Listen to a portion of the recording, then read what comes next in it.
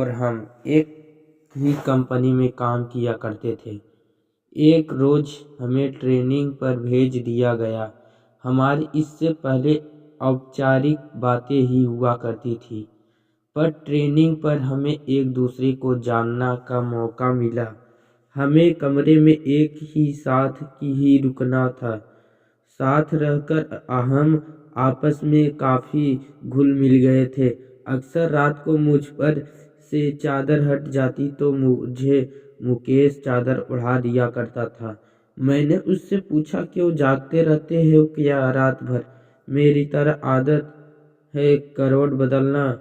हाँ, बदल बदल कर सोने की चादर तो टिकती ही नहीं। मुकेश ने मेरी बात कोई जवाब नहीं दिया। अगले दिन वो कुछ शांत नजर आने लगा। रात को सोते समय मुकेश ने जो मुझे बताया वो न केवल दिलचस्प था, बल्कि कुछ ऐसा था जो मैंने ना तो कभी सुना ना ही कभी महसूस किया। ऐसा कम ही देखने को मिलता है। बात केवल विश्वास की रह जाती है।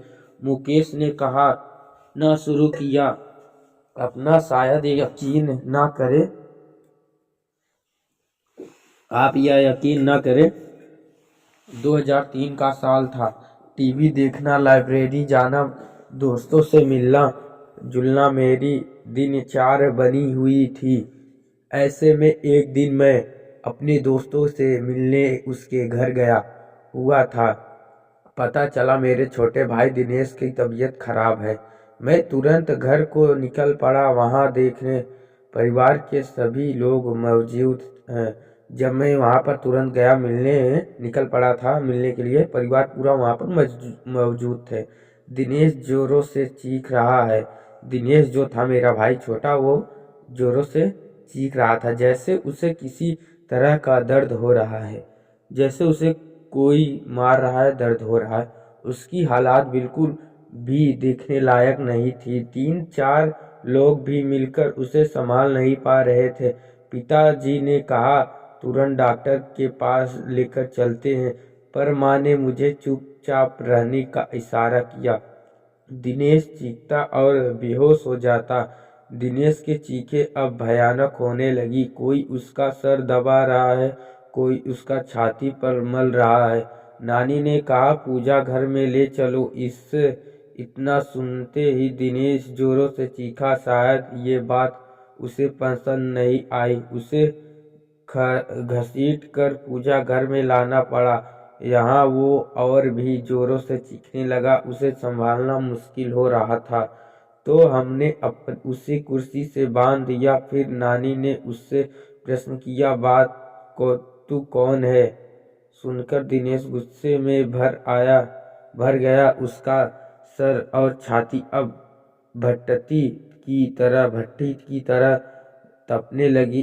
अब उस संभालना मुश्किल हो रहा था। नानी ने फिर से कहा, बता तू कौन है? इस बार दिनेश ने गुस्से में अपने दांत पीसकर उन बातों को किटकिटाने से की आवाज मेरे कानों में दर्द करने लगी थी।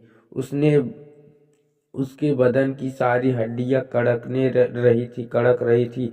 आखिर में उसने अपनी जवाब बाहर निकालती तो काली पड़ चुकी थी। यकीन ना हो रहा था कि किसी इंसान की जवाब खींचकर इतनी लंबी हो सकती है। नानी ने फिर उस अपनी बात को दोहराया, बता कौन है तू? कहाँ से आया है? इस बच्चे ने तेरा क्या बिगाड़ा है? जहाँ से भी तू आए हो वहीं लौट जाओ।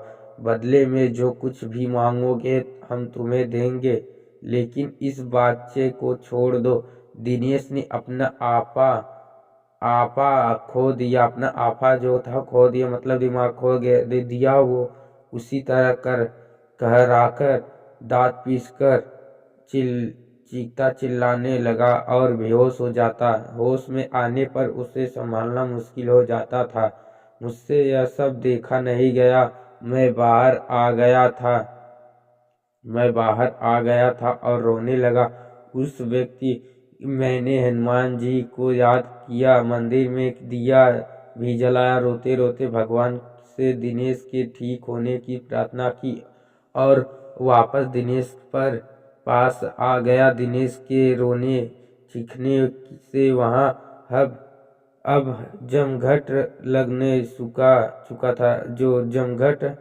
जमघट लग चुका था। लोगों की भीड़ में भी दिनेश उसी तरह की हरकतें किया जा रहा था। उसके शांत होने पर मैंने उसे पानी पिलाया और पानी पीने के बाद वो भी भयानक रूप से में आ गया। उसका चेहरा एकदम काला हो गया, आंखें लाल सूर्य हो गई और यह वो दिनेश नहीं था जिसे मैं पहचानता था। ऐसा लग रहा था जैसे आंखों फटकर बाहर आ जाएगी। पास जाने पर वो किसी को काटने को दौड़ता, अपना मुंह नोचने को, और फिर शांत हो गया और रोने लगा। मैंने पूछा, तुम कौन हो, क्यों हमें परेशान कर रहे हो? दिनेश ने मेरी तरफ ऐसा देखा जैसे मेरे जान लेगा। दिनेश कुछ देर तक मुझसे घूरता रहा। वो दिनेश नहीं था, उसकी जगह किसी और ने ले ली थी। सबको बारी बारी घूमने के बाद उसकी आंखें अपने कोटकर में गोल गोल कर घूमने लगी। ऐसा नज़ारा जीवन में पहली बार ही देख रहा था, बल्कि मैं तो कहूँगा यह सब कुछ जीवन में पहली बार ही देख रहा था। वो चीखना, चिल्लाने और भयानक सी हंसी, वो दांत पीसना, किटकिटाना, दर्द में कहराना, हड्डियों के एक साथ कड़कड़ाना, सब कुछ एक महसूसियत में बदल चुका था। फिर दिनेश ने एक लंबी सांस खींची और छोड़ी। उसकी सांस की दुर्बलता इतनी थी जब सब अपना मुंह ढककर घर की बाहर निकल गए और वो पागलों की तरह हंस रहा था। वापस अंदर जाने पर दिनेश फिर सभी को घूमने लगा। अपने वापस उससे पूछा, कौन है तू? फिर वो एक औरत की आवाज़ में बोला, मैं शहडोल की मैं हूँ तंत्रा। इसे मुझे जगा दिया है, मैं इसे नहीं छोड़ूंगी, इसे अपने साथ लेकर जाऊंगी। और हंसने लगी। हमने कहा तो जो मांगोगी हम तुम्हें देंगे, पर छोड़ दे इसे। दो दुष्ट आत्मा अब अपने पूरे रूप में आ गई और बोली, मुझे एक मटकी, 4 नारियल, चुनरी, श्रृंगार का पूरा सामान लाकर दो तो मैं चली जाऊंगी, नहीं तो इसे अपने साथ लेकर जाऊंगी। जल्दी करो, दफा हो जाओ, ये सामान लेकर ही आना, वरना इसे मैं तो चबा जाऊंगी। और हंसने लगी।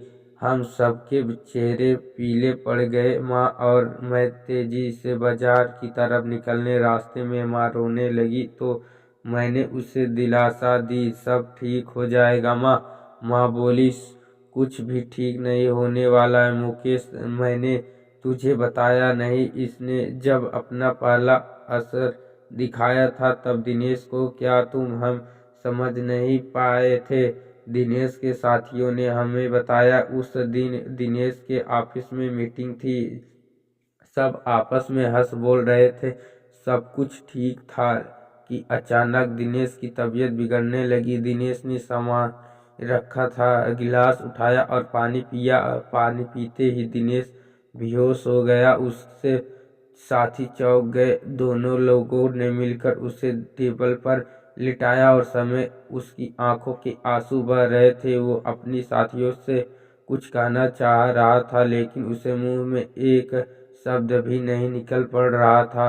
उसने साथी को हॉस्पिटल में ले आया। हमें जैसे सूचना मिली हम भी वहां पहुंच गए। कुछ देर बाद दिनेश ठीक हो गया। क्या हुआ उसे खुद भी कुछ मालूम नहीं था। उसे इतना याद था कि वो बेहोश हो गया था और उसके बाद कभी ऐसा कुछ नहीं हुआ जिससे कोई परेशानी हो। तुम ठीक कह रही हो माँ, उसके बाद भी कुछ हुआ जरूर था। क्या मतलब? माँ बोली, मतलब ये माँ, पिछली बार जब मैं छुट्टियों में घर आया, रात उसे कमरे में सो रहा था। रात में 3 बजे के समय था। कमरे में खिड़कियां खुली थी और उसके तेज हवा कमरे में आ रही थी।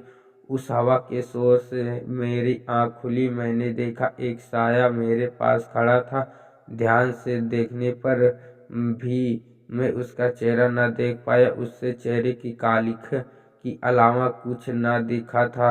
उसका शरीर धुआं जैसा था। अचानक वो साया बादल की तरह तैरा सा अब मेरे पास आने लगा। मैं घबरा गया और अपनी चादर में मैंने अपने आप को समेट लिया। वापस देखा तो साया वहाँ नहीं था।